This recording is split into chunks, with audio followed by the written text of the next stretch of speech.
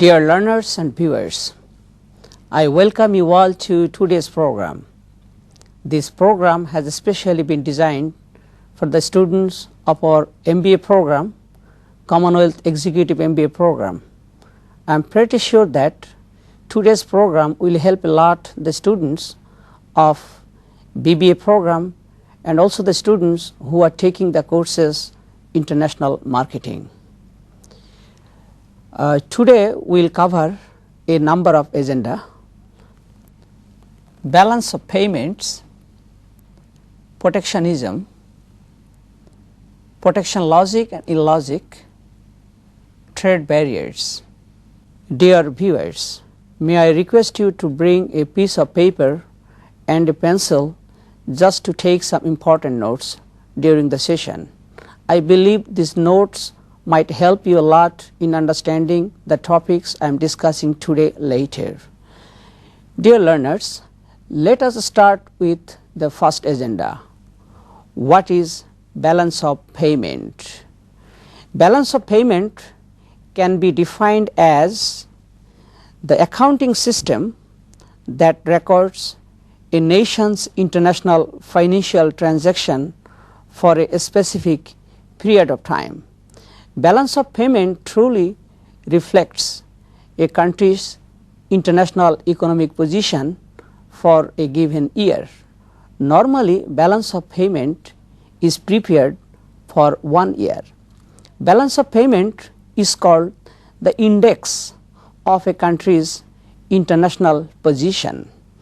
Sometimes we say that a country is not doing well in its international economic position. Sometimes we say something opposite, that is, a country is doing very good in its international economic position. Actually, it depends the breakdown of the balance of payment. Balance of payment basically records the receipts of a countries from foreign countries and the payments a country makes to them. Normally, a balance of payment could be better if a country's export is higher than its import. A balance of payment normally is recorded following double entry bookkeeping system. That is why the left hand side is always equal to the right hand side. Thus, we can say that this equality does not indicate that a country is in good shape or bad shape. Actually, a country's real position depends on different items recorded in the balance of payment. Normally, there are 3 accounts of a balance of payment: current account, capital account, the official reserves account. Now, let us see the current account. Current account can be defined as a record of all merchandise exports, imports, services and unilateral transfer of funds. Current account normally includes the flows of goods, services and unilateral transfers. The goods basically include different types of commodities. Services include a number of things like investment income, interest, income from tourism, etc. And unilateral transfer normally includes the pension amount a country receives or a country pays to the people living outside the country. It also includes different types of gifts, donations and some other items. Of all these 3 accounts, current account is most important. Let us go to the second section of the balance of payment, that is called capital account. Capital account can be defined as a record of direct investment, portfolio investment and short term capital movements to and from countries. Basically, the capital account includes the flow of the following items: borrowing, lending, financial securities trading, and direct investments. Capital account is also an index of a country's position. Some countries we see that their trade balance is negative, but their balance of capital account is positive, that is surplus. If we look at the America, right now America is having the highest amount of trade deficit, but it has got surplus in its capital account. Now let us look at the third section of the balance of payment, that is called the official reserves account. Official reserves account can be defined as a record of exports and imports of gold, increases or decreases in foreign exchange, and liabilities to foreign central banks. Actually, the official reserves accounts measure the flows of a country's currency. That means how much local currency is going out, or we could say like how much foreign currency is coming in. Sometimes we say that our foreign reserve is good or our foreign reserve is bad. Actually, it is reflected in the official reserves account. Let us move to the next agenda, that is protectionism.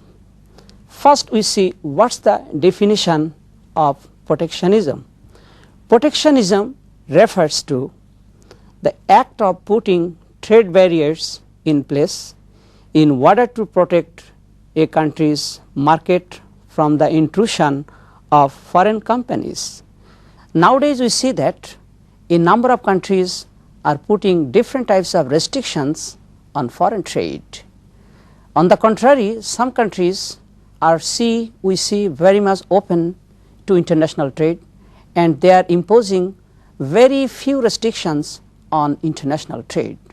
Basically, there are some pros and cons of these restrictions, that is called protectionism. The cost of any type of restriction or protectionism is borne by the customer, because when a country is putting restrictions or imposing different types of barriers on in international trade, ultimately it increases the cost of import, and finally the price goes up, and eventually the consumer has to pay the higher price. There are some economists who are saying that it is very bad to impose restriction on international trade. On the contrary, we also see some economists who are saying that it is necessary, it is inevitable for a country to put restrictions. And if we analyze the arguments on both the sides, we must say that there are some advantages of this protectionism as well as there are some disadvantages of this protectionism. Now let us see the logic and illogic of this protectionism. Let us start with the protection logic. Number 1, protection of an infant industry.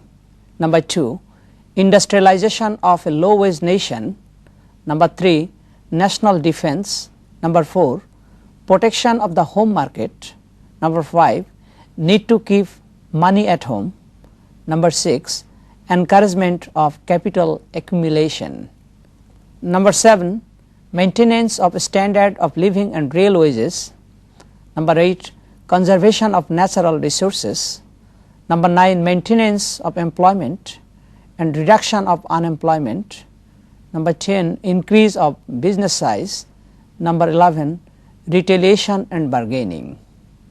In fact, we can also put a number of logic for protectionism. of all the important points I have mentioned, the economists are saying that the first 3 points or the first 3 arguments are the most potent. Number 1, protection of an infant industry. Number 2, industrialization of a low wage nation. Number 3, national defense. Truly speaking, the first 3 logic includes all other logics that I have mentioned. Now we want to examine the protection illogic, that means the argument against protectionism. Contributes to economic inefficiency as basic economic advantages of international trade are ignored. Detracts from a nation's realistic adjustment to its world situation. Consumers bear the ultimate cost of tariffs and other preventive measures. Rarely leads to renewed growth in a declining industry. Dear viewers, let us move to the next agenda, that is called trade barriers. What is trade barriers and what is the definition of this trade barrier? Trade barrier can be defined as putting restriction to protect a country's market from the intrusion by foreign companies and to encourage development of domestic industries. Trade barriers are imposed against imports and foreign businesses. These type of barriers are imposed with the hope that it will help protect the domestic industry and also prevent the intrusion of foreign companies. Ultimately, it may not work well.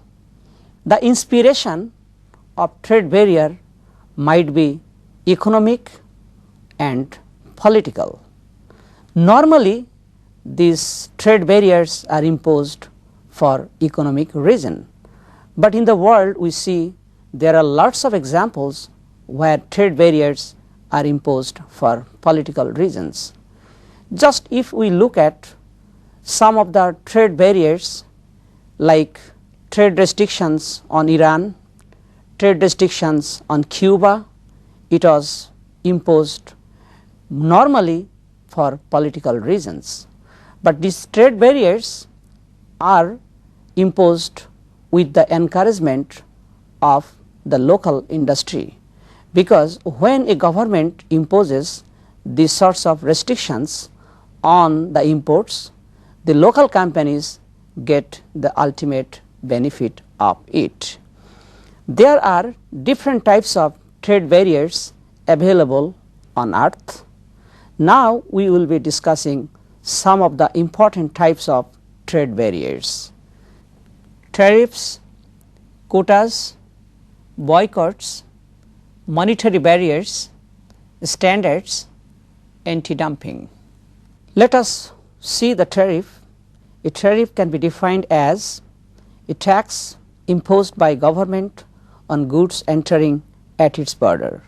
Tariffs are used just to generate the revenue for a country. Normally, this tariff is arbitrary and voluntary. Now, let us see what is quota. Quota can be defined as an absolute restriction on the quantity or dollar volume of a specific item that can be imported. We also see there are lots of examples where quotas are imposed. If we see in the Great Britain, they have got some quota on the TVs they import from foreign countries. Now, let us see the next one, that is called voluntary export restraints. It is also called VER. It can be defined as an agreement between the importing country and the exporting country for a restriction on the volume of exports. It is much similar to quota, and this type of restriction is imposed voluntarily by the exporting countries. When America raised its voice against Japan, then Japan voluntarily reduced the amount of car export to America. It is good because by doing this, a company or a country can avoid some stiffer restrictions. Now let us go to the next, that's called boycotts and embargo. A boycott is an absolute restriction against the purchase and importation of goods from other countries. But an embargo is a refusal to sell to a specific country. A boycott may be formal, may be informal. It may be imposed by the government or by the trade associations. Now let us look at the next, that's called monetary barriers. It is also imposed by some other countries. It can be defined as regulating international trade position by the government using various forms of exchange control restrictions. There are three common types of monetary barriers: block currencies, differential exchange rates, government approval. Now let us see standards. Standards can be defined as a non-tariff barrier which requires the imported items to have a particular set of characteristics to protect health, safety and product quality. It is also available in international market. And the last point is anti-dumping. Anti-dumping is a new non-tariff barrier where anti-dumping laws are designed and used to prevent foreign producers from using predatory pricing. Predatory pricing is a pricing method where the price is set below the cost price. In anti-dumping, the country normally assesses the amount of difference between the real cost and the price it is charging, and that variation is charged as a penalty, and by using this penalty it is possible to discourage import or to discourage foreign companies to enter the domestic market. Dear viewers, this is all about today's discussion, and today just we have discussed what is balance of payments, what are the three major accounts of balance of payments, and how balance of payment can be used just to measure a country's international economic position. And also we have looked at different types of trade barriers and what are the arguments for or against this type of trade barriers. And finally, we have discussed different types of trade barriers that are available in international market. Dear students and learners, this is all about our today's discussion. If you have any question or query or any observation, we must appreciate if you send it through mail or telephone or some other ways. Thank you very much. Have a good time. Thank you.